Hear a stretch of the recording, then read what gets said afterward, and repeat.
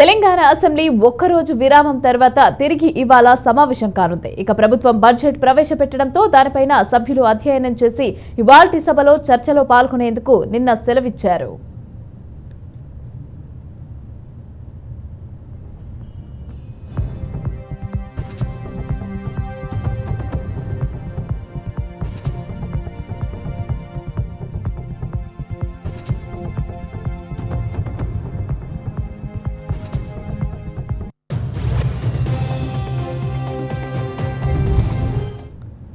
ఉదయం 10 గంటలకు శాసనసభ శాసనమండలి సమావేశం కానున్నాయి. ఇక ఉభయ సభల్లో ప్రశ్నోత్తరాలు రద్దు చేసి నేరుగా బడ్జెట్ పద్దుపైనే చర్చకు అవకాశం కల్పించారు. దీంతో ఉదయం 10 గంటల నుంచి ఉభయ సభల్లో బడ్జెట్ పైన సాధారణ చర్చ జరుగుతుంది. ఆ తర్వాత ఉప ముఖ్యమంత్రి బట్టి విక్రమార్క సమాధానమిస్తారు. మొదటి శాసనసభలో సమాధానమిచ్చిన తర్వాత మండలిలోనూ డిప్యూటీ సీఎం సమాధానమిస్తారు.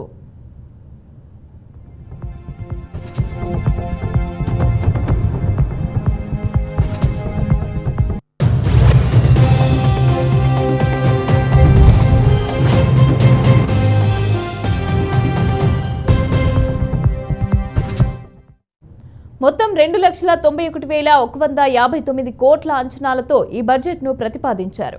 రెవెన్యూ వ్యయం 2,20,945 కోట్ల రూపాయలు, ఇక మూలధన వ్యయం 33,487 కోట్ల రూపాయలుగా ప్రతిపాదించారు.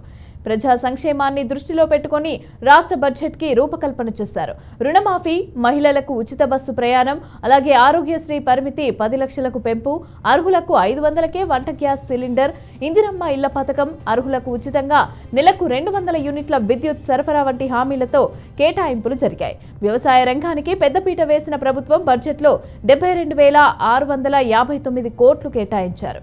ఇక హైదరాబాద్ నగరానికి కూడా ఈ పద్దులో భారీ నిధులను కేటాయించారు.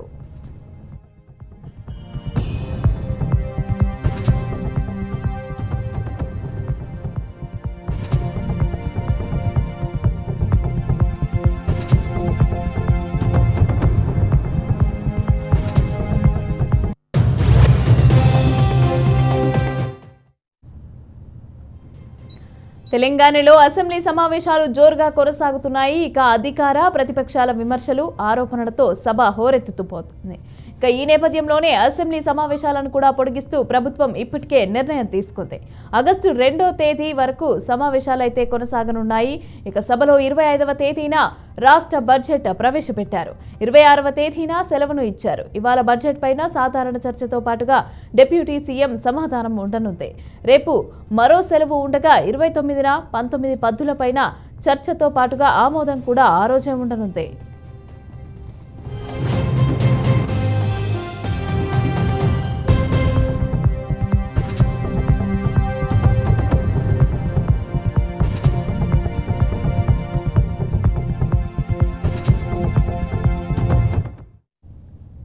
ఇక 30న మరో 19 పద్దులపైన చర్చించి ఆమోదం తెలపనున్నారు.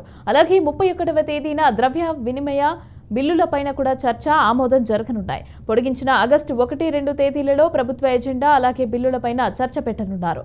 కాగా ముందుగా అసెంబ్లీ సమావేశాలు జూలై 31 వరకు జరిపించాలని నిర్ణయించిన చర్చలకు సమయం సరిపోదనే అంశాన్ని పరిగణలోకి తీసుకుని ప్రభుత్వం సభను ఆగస్టు 2 వరకు పొడిగించింది.